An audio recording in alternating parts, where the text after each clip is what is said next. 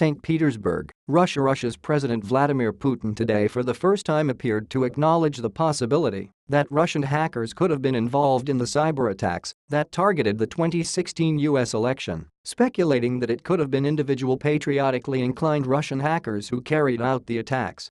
Putin categorically denied that the Russian state would ever be involved in hacking, but the comments were nonetheless a shift from his previous flat rejections of allegations the attacks were linked to Russia.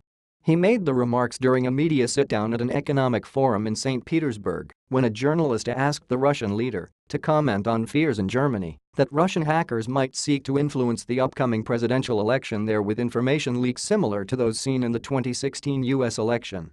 Putin replied by suggesting that individual hackers might take it upon themselves to launch attacks, influenced by what they see in the news. Hackers are free people, like artists, Putin said in the meeting, which was with editors from international news agencies.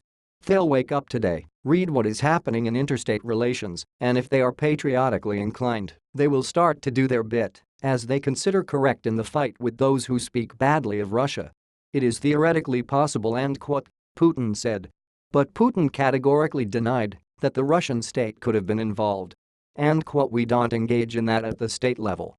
That's the most important thing, he said.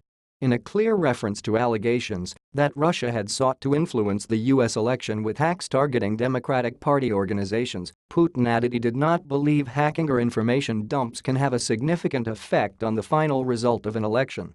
Most importantly, I am deeply convinced that no kind of hackers can substantially influence the course of an election campaign in another country, Putin said. The comments were notable because it is the first time Putin has said that Russians could have been involved in the hacks that targeted the Democratic National Committee and Hillary Clinton and APO's campaign team during the 2016 election. Putin's comments also seemed to suggest such an attack could be considered patriotic for Russia. Previously, Putin has denied the hacks could have any connection to Russia, frequently picking up an argument made by Donald Trump during his presidential campaign that it could have been a private individual working from his bed. Earlier this week, Putin again told a French newspaper that the hacking could have come from someone lying in bed. And in his remarks today, Putin suggested evidence linking the hacks to Russia could be falsely manufactured. It's quite easy to do technologically, he said.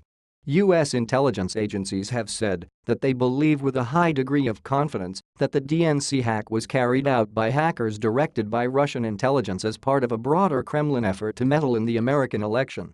A declassified report from the Office of the Director of National Intelligence released in January said U.S. intelligence had concluded the campaign was ordered directly by Putin and was intended to tip the election in favor of Trump by harming Clinton.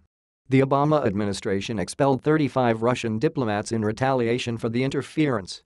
Obama also imposed sanctions on several Russian organizations and individuals accused of assisting in the operation, including the head of the cyber division of Russia's security service, the FSB, and two well-known cyber criminals. U.S. intelligence and law enforcement officials have suggested that the hacking could have been carried out by criminal hackers, presginged or hired into serving Russian intelligence, a practice it has been found to have employed in other cyber operations. Trump initially suggested he did not believe the allegations about the Russian operation before later accepting them. The Kremlin has denied that it interfered in the election and has described the claims against it as "Russophobic hysteria."